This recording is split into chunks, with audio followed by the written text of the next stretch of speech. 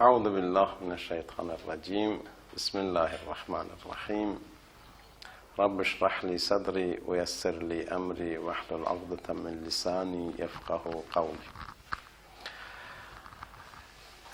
Alors, hier, on a parlé à propos de quoi? Sport et loisirs, voilà. Sport et loisirs. Et on a quand même signalé, l'islam n'est pas contre les sports et les loisirs. Par contre, il est pour. Il encourage les musulmans de quoi? De faire des sports ainsi que des loisirs licites. Islam, en fait, c'est une religion qui aime bien les musulmans forts, vital, en forme. Vous savez, c'est la doctrine des prophètes, tous les prophètes, surtout notre prophète, son prophète Muhammad sallallahu alayhi wa sallam. Les prophètes, ils aiment bien d'être lions. Vous savez c'est quoi lion? C'est-à-dire courageux. Et tous les prophètes aiment bien d'avoir une communauté de quoi? Courageuse, comme lion. Donc, ils aiment bien tous les membres de la communauté en forme, vitale et fort. C'est ça qu'ils veulent. Donc, c'est normal qu'il encourage les sports et les loisirs. C'est pour cela qu'Imam Ali ibn Abi Talib alayhi salam, il dit السرور يبسط النفس ويثير النشاط. C'est-à-dire, lorsque vous faites, c'est-à-dire vous faites sport, lorsque vous êtes content, lorsque vous êtes joyeux, là,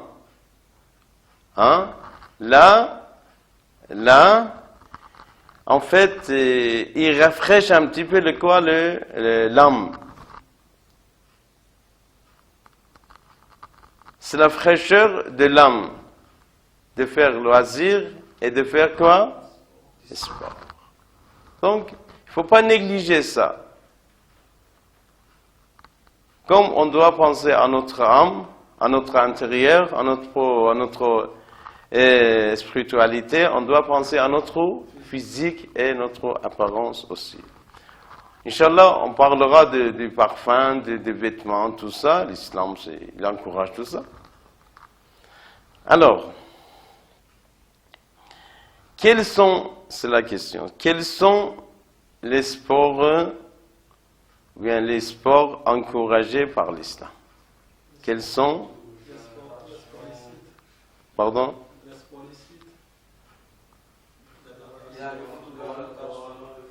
Oui, un par exemple, vous, Ali Akbar.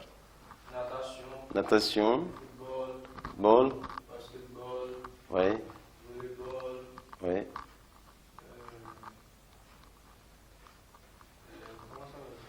Course et... Course de choix. Et... Par contre, aussi, jeu de course, on a fait pour ça avant. Qu'est-ce qu'on dit en français?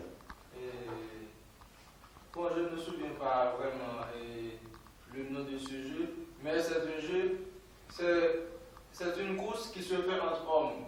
Celui qui arrive, oui. Le premier, oui. C'est lui qui gagne.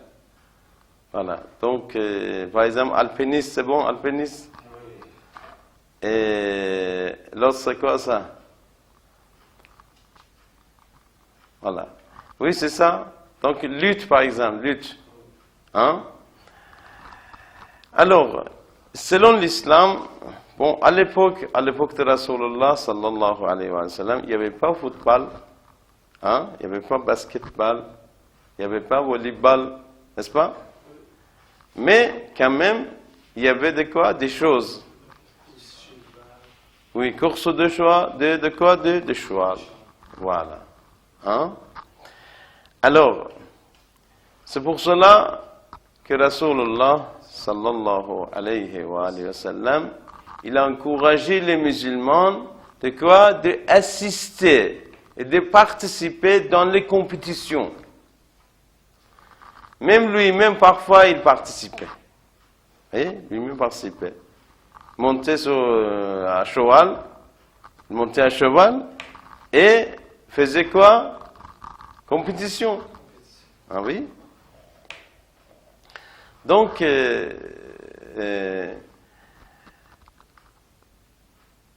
monter à cheval et faire compétition de course de quoi? De cheval. C'est encouragé en islam. Et tir, vous savez c'est quoi tir? Voilà. Il y a deux sortes de tirs. Maintenant, on tire par arme. Hein? Arme à feu. Auparavant, on tirait avec arc. Voilà. Donc, tous les deux, en tant que musulmans, on doit apprendre. Hein? En tant que musulmans, on peut apprendre. Il n'y a pas de problème. Mais à l'époque, il y avait l'arc. Maintenant, il y a de quoi? Des fusils et l'arc aussi. Alors, tir, c'est encouragé en islam. Ainsi que monter à cheval, comme je vous ai dit, encouragé en islam. Qu'est-ce qu'il a dit Rasulullah sallallahu alayhi wa sallam? Il a dit ermou, c'est-à-dire tirer. Warkabu, monter à quoi? À cheval, c'est-à-dire faites course. Wa antarmu ahabbu ilayya min antarkabu. J'aime bien beaucoup tirer que monter quoi? C'est-à-dire la priorité avec quoi? Avec le tir. Voilà. Et ensuite, il a dit Al-Rukubu Yusr ou Yasser. Al-Rukub, c'est-à-dire monter à cheval. Faire quoi? Faire la course. Là, il dit, il amène quoi? Le joie, le contentement, le plaisir. Vous voyez?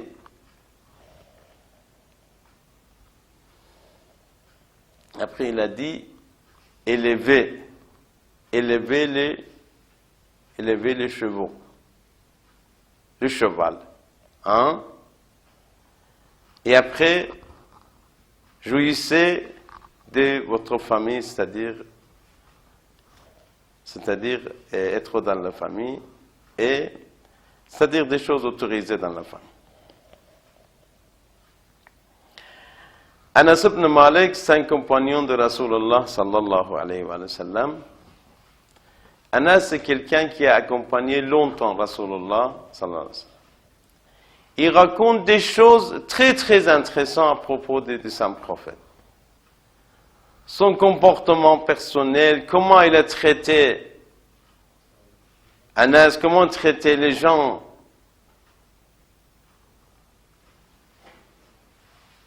Entre parenthèses, je vais vous dire quelque chose. Il dit, on faisait Ramadan, c'était en période de Ramadan. Alors, j'avais préparé quelque chose pour iftar. Alors, moi je suis revenu, lorsqu'on a fait Adhan, on a fait Salat al-Maghrib, je suis revenu tout de suite pour préparer le manger. J'ai préparé, j'ai mangé ma part, et j'ai pas attendu Rasulullah. Mais il a tardé. Moi je croyais qu'il a mangé chez quelqu'un. Donc j'ai pris sa part aussi et j'ai mangé. Il est revenu à la maison, il a senti que j'ai mangé déjà sa part. Il m'a rien dit, alors qu'il n'avait pas mangé. Il m'a rien dit, il a fait Ramadan dans la nuit, Alors il m'a rien dit pourquoi tu as mangé ma part. Donc il raconte beaucoup de choses à propos de Rasulullah sallallahu alayhi wa sallam. C'est Anas qui dit, à l'époque de Rasulullah sallallahu alayhi wa sallam, on lui demande, est-ce que vous aviez fait des compétitions à l'époque de Rasulullah, course de cheval?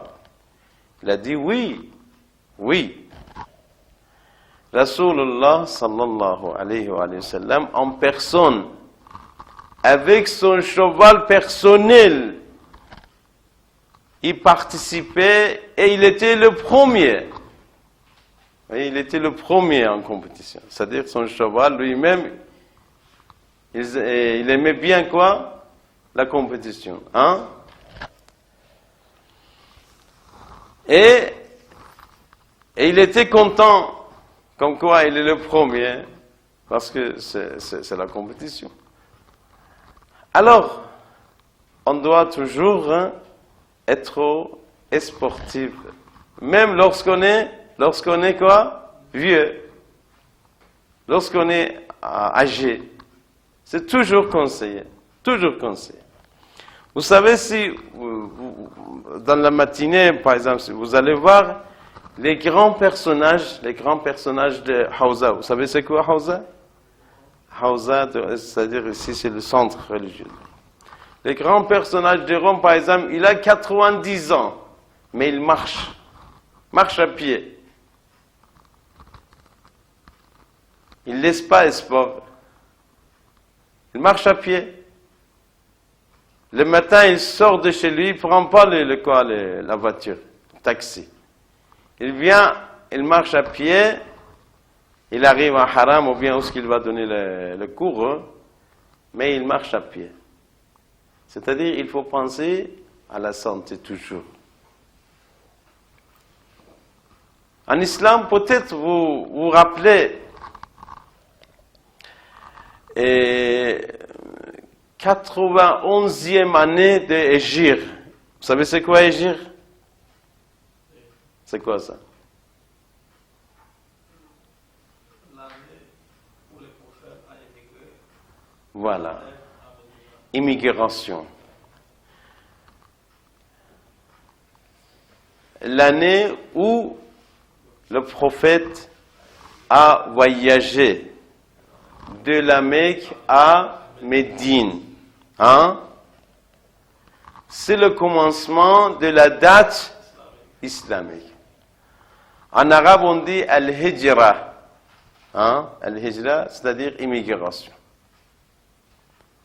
Alors, en 91e année de Hégire, al-hijra, les musulmans, ils sont entrés en Espagne. Parmi eux, il y avait un monsieur qui s'appelle Moussa Lakhmi. Il était sur son cheval pour combattre. Vous savez, il avait quel âge? Il avait 90 ans. Vous voyez? 90 ans.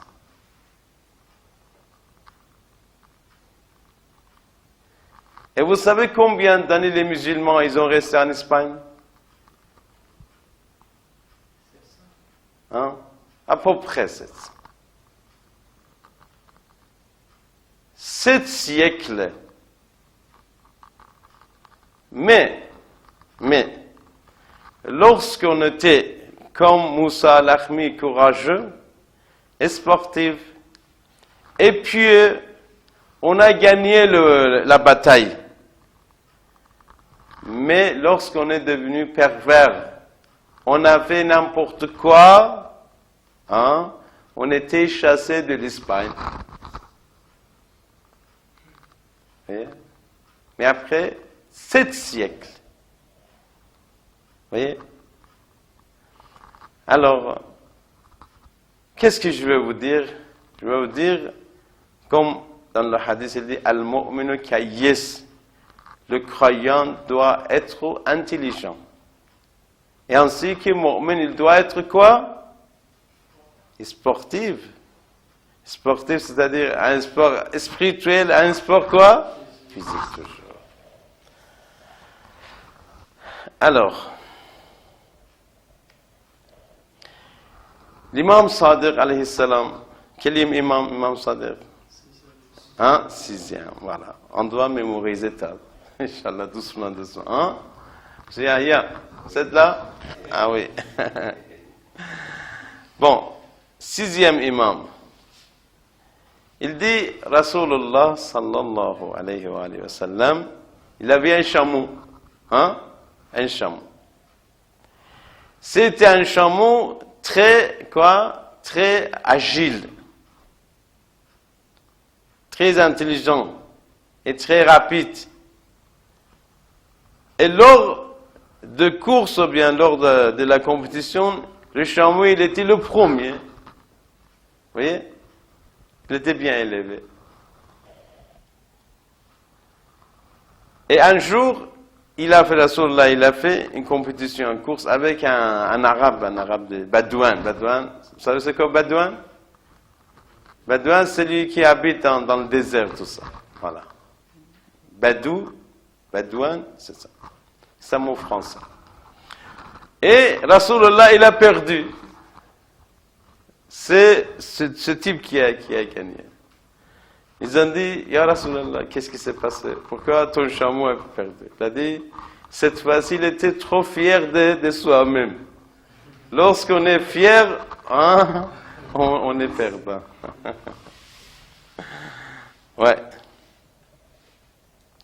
فقال رسول الله, il a dit, إنها ترفعت. Mon chameau était trop fier. وحق على الله أن لا يرتفع شيء إلا وضع. Allah, quelqu'un qui dit moi, il est trop fier, Allah il va le baisser. Donc le chameau, il était très fier de soi-même. C'est pour cela qu'il a perdu le quoi? La course. Voilà.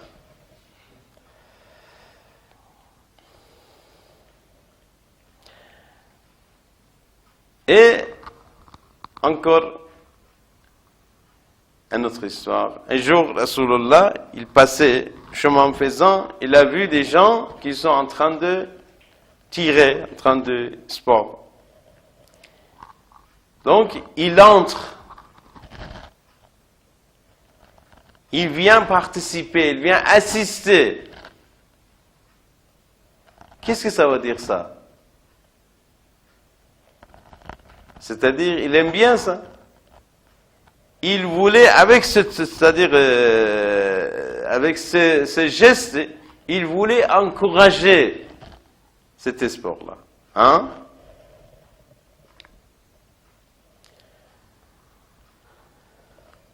Et l'imam Sadiq alayhi salam, la même chose. Il participait toujours. Vous voyez, à l'époque de Hisham, c'est un calife omeyyade. Vous savez, après la question de Karbala, les événements de Karbala, normalement, les imams, ils ont été isolés.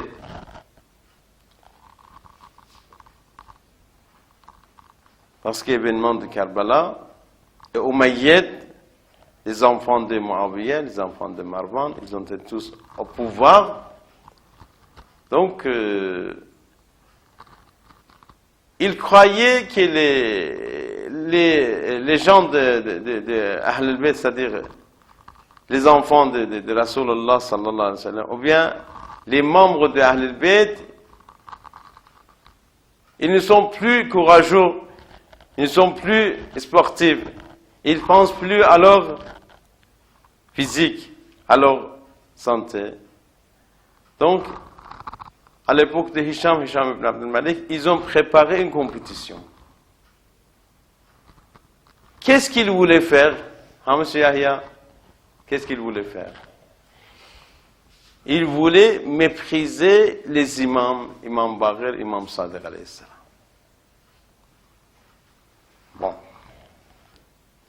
Imam Zayn al-Abidin, ça fait longtemps, après question de Karbala, ils n'ont pas pris le sabre, ils n'ont pas pris l'arc, ils n'ont pas pris les flèches.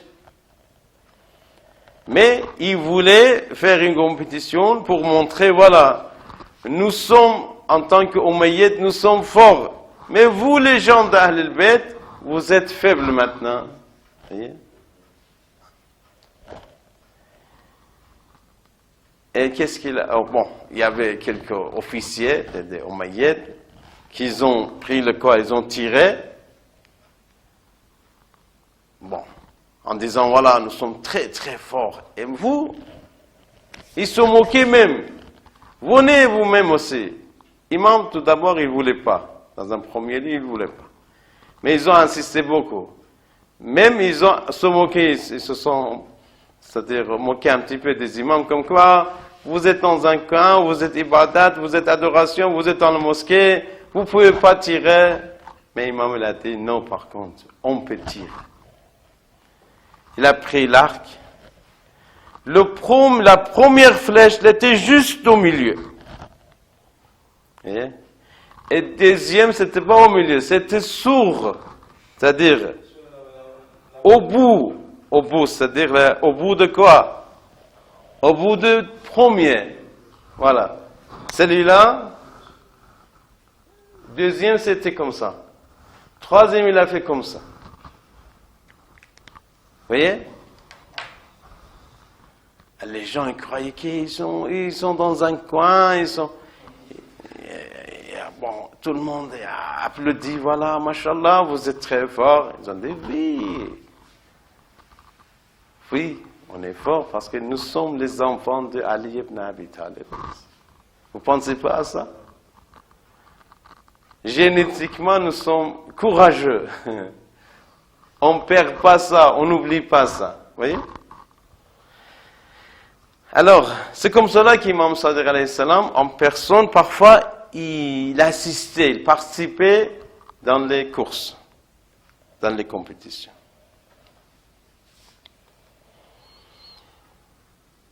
Et après, Rasulullah sallallahu alayhi wa sallam, il dit, non seulement il doit apprendre tir et course, mais aussi il faut continuer, il faut toujours exercice.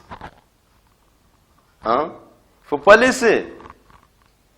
Il faut continuer toujours. Même si vous êtes, par exemple, footballiste, si vous laissez, vous allez oublier. Hein? Vous faites, par exemple, la lutte, par exemple. Il faut toujours être prêt, il faut se préparer toujours, n'est-ce pas? Donc, Rasulullah sallallahu alayhi wa sallam, il dit, après avoir appris le tir et la course, si vous ne continuez pas, comme vous n'avez pas remercié votre professeur, votre formateur. C'est-à-dire, votre formateur, il vous a formé. Donc, si vous ne continuez pas, comme vous n'avez pas remercié votre formateur. Donc, il faut continuer. Il ne faut pas laisser tomber. Comme le Coran. On apprend le Coran, après, on ne récite pas le Coran. Après, on oublie. Hein?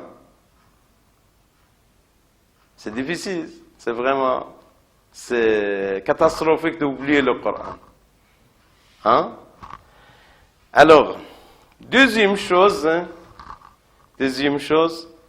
qui est très importante dans l'islam et très conseillée, apprendre la natation, comme je vous ai dit. Hein? Natation en islam, non seulement il est autorisé, mais aussi il est encouragé.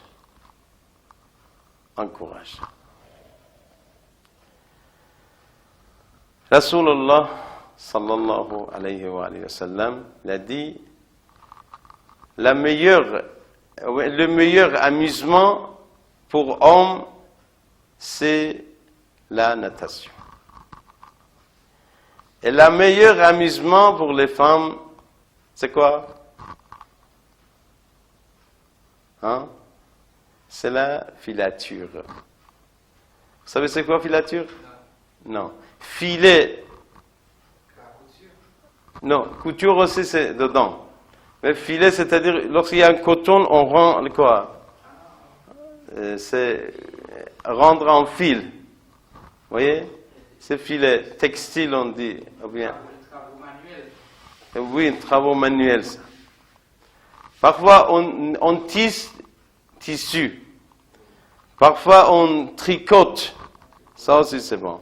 Parfois, non, on fait le quoi? On prépare le fil. Voilà, c'est qu'on dit filet. Donc, le nom filet, le nom, c'est filature. Et celui qui file, il s'appelle filateur. Donc, il y a filateur, il y a filature. Hein? Comme créateur, créature. Hein? Filateur, c'est celui qui fait le fil. Hein? C'est lui qui produit. Hein? Et filature, c'est la production de quoi? Du fil.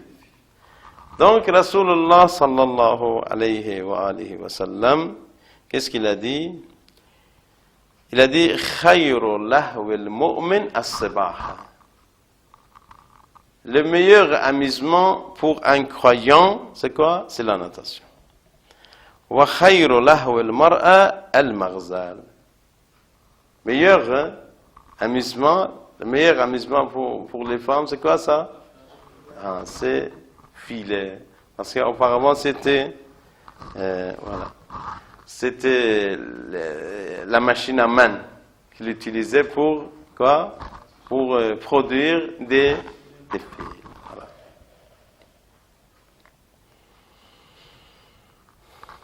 Et Rasulullah sallallahu alayhi wa sallam, il aimait bien la natation, ainsi que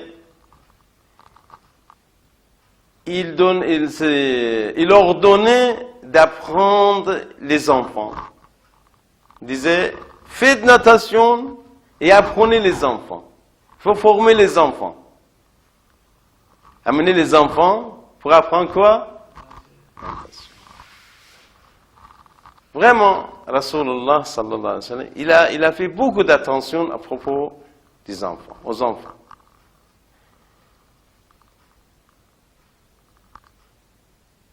Un monsieur qui a dit, Ya Rasulallah, moi j'ai à peu près une dizaine d'enfants, mais j'ai jamais embrassé mes enfants. Rasulallah, tu as un cœur très dur. Oui, il faut être gentil avec les enfants. Il faut penser aux enfants. Ok, merci, wassalamu alaikum wa rahmatullahi wa barakatuh.